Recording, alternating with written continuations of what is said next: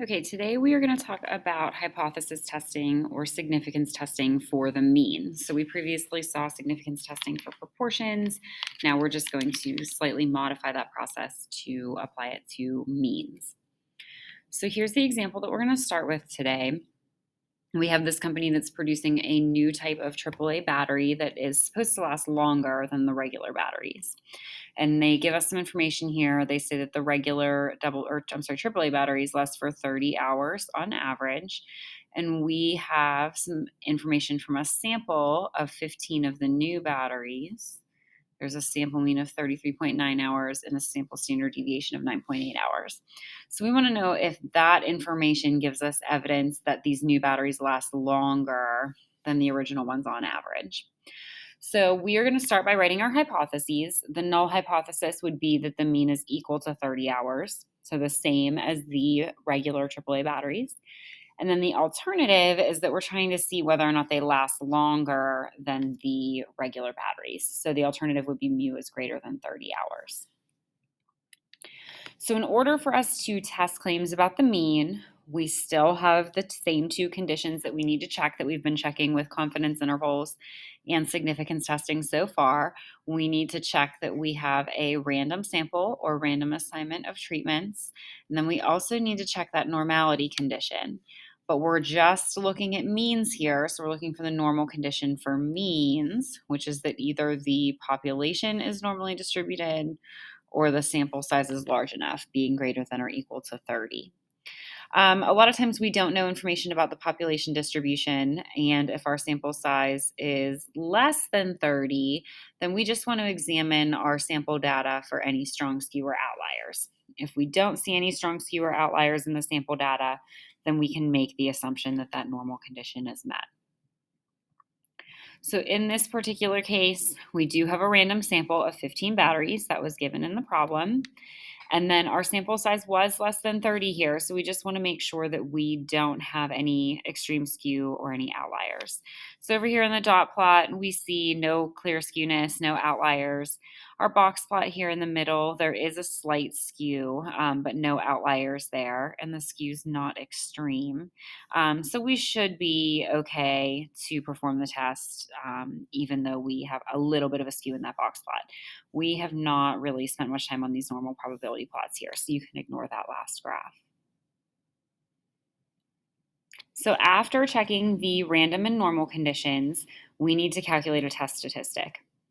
Your general formula for any test statistic is the statistic minus the parameter divided by the standard deviation of the statistic. And for our standard deviation, when we're dealing with means, our standard deviation for that sampling distribution is sigma over the square root of n.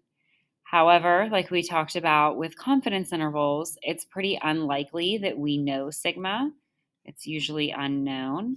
So we use the sample standard deviation in its place, which means that we use the t statistic here rather than the z statistic. So similar to how we used t star with confidence intervals because we didn't know sigma, here we're going to use the t statistic because we don't know sigma.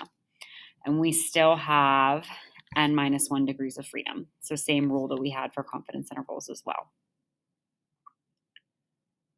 So here's some information on our batteries example. We already spoke about our hypotheses. We have mu equals 30 versus mu is greater than 30. And then here they're giving us sample mean, sample standard deviation, and then our sample size of 15. That's our n. So we can calculate our test statistic. Here is the formula that you saw on the previous slide. So our x bar value is that sample mean of 33.9. And then the mu, or mu sub O here, is your hypothesized mean. So it'll be the sample mean of 33.9 minus the claimed mean of 30 in the numerator. And then in the denominator, sample standard deviation, which was given up here, 9.8 over the square root of that sample size of 15. When you do your calculation for your t statistic, just watch order of operations. You want your numerator and denominator kind of held together separately, and then do the division to get this 1.54. So then for your p-value, here's my t distribution. It has a symmetric curve, just like our standard normal distribution did. It is still centered at 0, and then here's your test statistic of 1.54. Because the alternative hypothesis was a mu is greater than 30, we want the area to the right of our test statistic for our p-value. So there are two ways you can get your p-value from a t-statistic. You can use either table B, which we're going to take a look at a snippet of here, or you can use the calculator. If you are using table B, you need to include your degree of freedom. So our sample size here is 15. That means our degree of freedom is 15 minus 1, so 14. In table B, I would find my 14 degree of freedom row. And then inside of the chart here, I have t-statistics. My t-statistic of 1.54 is between 1.345 and 1.761. So then what I do is I go like this. I trace to the top row and column, and that tells me that my p-value is somewhere between 0.05 and 0.1.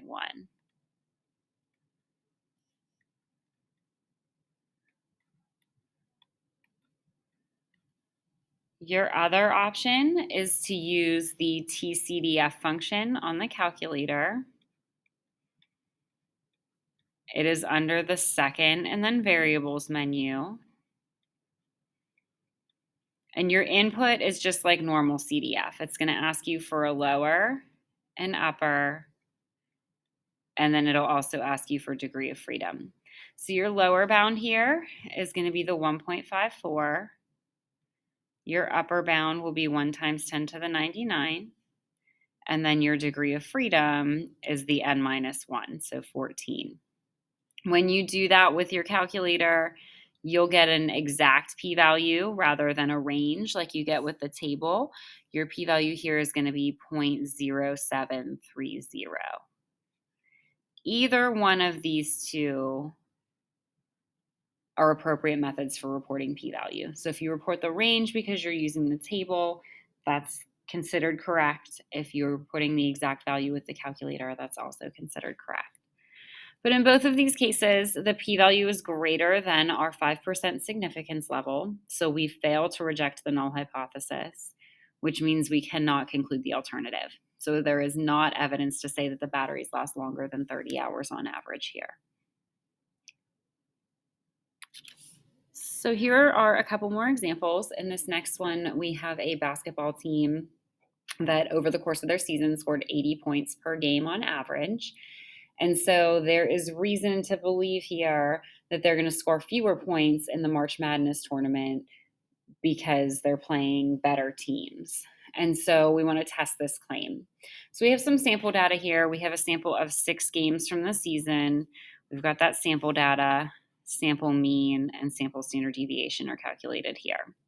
So a couple of kind of preliminary questions here. Our population would be all game scores. And our parameter would be the mean of all games. We'll say mean score of all games. So then the sample is just the 6 games that we have the data from.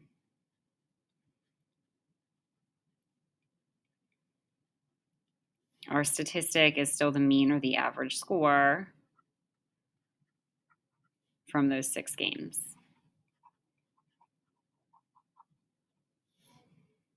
So for our hypotheses, our null hypothesis would be the mean score is 80. It's consistent with the regular season. And then our alternative is that the mean score is less than 80. So we have fewer than 80 points in the NCAA tournament. So for conditions here, it tells us that we have a random sample of 6 games.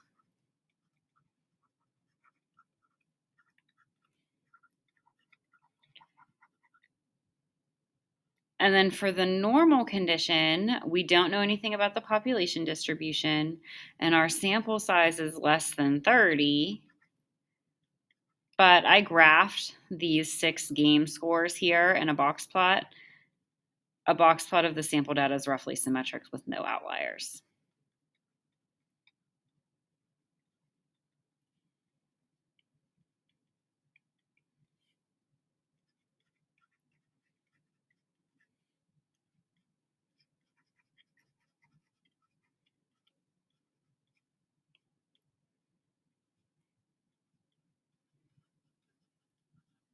So because there's no strong skew or outliers in the sample data, we're safe to meet that normal condition. So now to find the mean and standard deviation of the sampling distribution, this is not something that we typically do each time, but just to kind of review here, the mean of the sampling distribution was just equal to the population mean. So here that would be 80. Standard deviation of the sampling distribution was sigma over square root of n. But here we don't know sigma, so here we're going to use sample standard deviation over square root of n, which in this particular case was 7.834 for sample standard deviation over the square root of the 6 games. So that works out to be about 3.198. So then when we go to calculate our test statistic, it is t. So it's x bar minus mu over s sub x over square root of n. Sample mean was on the previous slide. That value was 73.167 minus our hypothesized mean of 80 points. And then this sigma over square root of n here, this is that 3.189 that we calculated in the previous question. So I'm just going to bring that down so that it doesn't have to be, 3.198, so that it doesn't have to be recalculated. So then my t statistic here, when I crunch those numbers, is negative 2.14. So as far as a picture of what I'm looking at here, I have my t distribution that's centered at 0, my test statistic of negative 2.14, and here my alternative hypothesis was that they scored less than 80 points per game. So my p-value is going to come from the area to the left of my t statistic. So here, again, I can find my p-value in one of two ways. I can use table B. So if I pop to the next slide here, I have a table B. We have 6 games, which means I have 5 degrees of freedom. And then you can see here that all of these test statistics are positive. Because the distribution is symmetrical, I'm just going to use the absolute value of my t statistic, which was negative 2.14. So I'm going to look for positive 2.14 in this 5 degree of freedom row. It's going to fall between these two test statistics. So I'm going to trace to the top row, and I'm going to see that my p-value is going to be between 0.05 and 0.025. I will say here that I know that it's not going to be exactly 0.05 or exactly 0.025 because my t statistic is not exactly one of these values. So if I'm using the table, I can say that my p-value is between 0.025 and 0.05. If you're using the calculator with the TCDF,